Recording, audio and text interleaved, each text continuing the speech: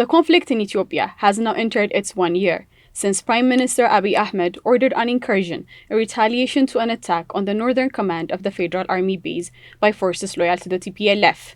Now, the conflict has expanded to two neighboring regional states, the Afar and Amhara region. Hi, this is Addis Zeybe, and I am Kulsuma Nur. The international community has been highly alert about the situation in Ethiopia. The African Union, European Union, IGAD, and the United Nations have held meetings emphasizing the need for a cessation of hostilities, a ceasefire, unrestricted humanitarian access, and a call for dialogue among the parties in the conflict. All parties must recognize a simple truth. There is no military solution. The European Union on October 7 had adopted a resolution demanding the immediate cessation of hostilities by all parties and calling for a wide range of sanctions, including an arms embargo, against the belligerent parties in the ongoing war in Ethiopia. The US, UK, Turkey, and a number of countries, including Ethiopia's neighbors, have voiced their concerns about the situation in Ethiopia and the peace and stability of the Horn of Africa as a whole. We called today for Council members to come together and to urge with one voice for an immediate ceasefire and access for humanitarian aid. The solution is clear: a ceasefire, humanitarian access, and political dialogue. The US has been highly involved in Ethiopia's conflict, where Biden's administration has threatened sanctions on numerous occasions when months of diplomatic missions failed. Biden's administration followed with economic sanctions on the Ethiopian government, when Abiy's administration did not respond positively to US's measures, prompting peaceful resolution. In May, the Biden's administration implemented visa restrictions targeted at Ethiopian and Eritrean officials accused of contributing to the conflict. The US government also stated that actions could include halting US security and economic assistance and possibly leveling sanctions against Ethiopian officials. In response to the restriction, the Ethiopian government accused the United States of meddling in its internal affairs.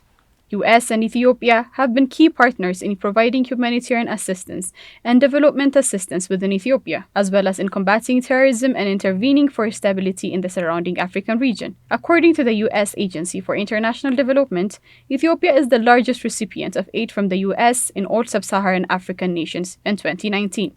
In November 2, citing the gross violation of internationally recognized human rights, the United States suspended Ethiopia from AGOA, despite urges made by the Ethiopian government saying that this would only worsen the condition of ordinary Ethiopians that have no connection to the conflict.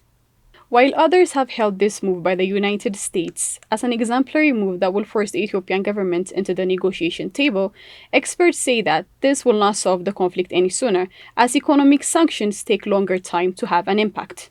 In early October, the Ethiopian Foreign Minister declared 7 individuals working for various United Nations humanitarian organizations persona non grata, including the heads of UNICEF and OCHA, and accused them of meddling in the country's internal affairs, where both the US and the UN condemned the move by Ethiopian government. I was shocked by the information that the government of Ethiopia has declared 7 UN officials, including senior UN humanitarian officials, as persona non grata. The U.S. government condemns in the strongest possible terms the government of Ethiopia's unprecedented action to expel the leadership of all of the United Nations organizations involved in ongoing humanitarian operations. We agree with UN leaders. This is a stain on our collective conscience, and it must stop. Amid the sanctions and restrictions imposed by the US and other international organizations, Western mainstream media was reporting on how US has national interest over the stability and solving the crisis of Ethiopia, headlining that US troops were ready to respond to Ethiopia's crisis. In the meantime, countries like Kenya and China have held positions that there needs to be an African solution for the African problem. The Tigrayan issue is, by and large, an internal affair of Ethiopia, and we believe in the wisdom and ability of the Ethiopian people to find a proper solution. Those sessions, we reiterate once again that the Council should always listen to Africa when it comes to African issues. The Council should also allow the continent the space to resolve its challenges with the support of the international community. AU's special envoy to the Horn of Africa, the former Nigerian president Olusegun Obasanjo, is spearheading AU's effort to push the TPLF and the Ethiopian federal government to the negotiation table and cease the 1-year-long hostilities. After traveling to Mekelle, meeting with TPLF leaders and speaking with Ethiopia's Prime Minister and President, Obasanjo warned that there is a short window of opportunity. While Obasanjo sees hope, the Ethiopian government, high-profile Ethiopian activists, and the mainstream media have been pushing the narrative that the war is not only being fought against the TPLF, but also it is a fight against neo-colonialists that are trying to establish a puppet government in Ethiopia. Over the weekend, the Ethiopian diaspora went on a rally in more than 25 cities across the globe with the central objective of opposing the ongoing Western media disinformation campaign, Western economic warfare, diplomatic propaganda, and military interventions in Ethiopia and the Horn of Africa in general. U.S. Special Envoy to the Horn of Africa, Jeffrey Feltman, came to the region earlier this month, but the security situation in Ethiopia has remained the same. Kenya has been pushing for a ceasefire in the year-long war, and President Uhuru Kenyatta met with Prime Minister Abiy Ahmed and President Sahle-Work Zewde ahead of meeting with the U.S. Secretary of State Antony Blinken to discuss East Africa's regional, political, and security situation. We must believe in the fortitude and the wisdom of the Ethiopian people, because in the end, these solutions will come from them. Reports have been released the past few months that the TPLF have been gaining new grounds. Even though the Ethiopian government has been accusing TPLF of exaggerating their territorial gain, it declared a 6-month state of emergency on November 2.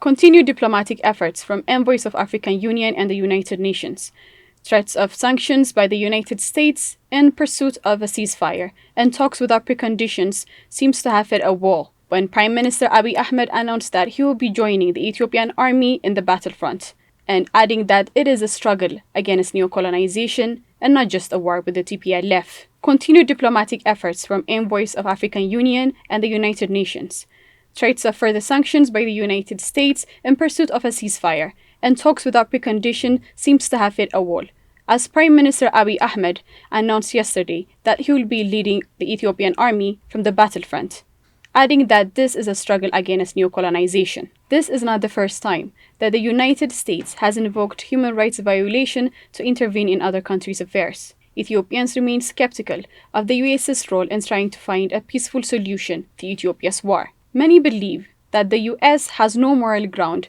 to intervene and resolve Ethiopia's problem, after its intervention in Iraq, Libya, Afghanistan, and Syria has left the countries far worse than it has found them.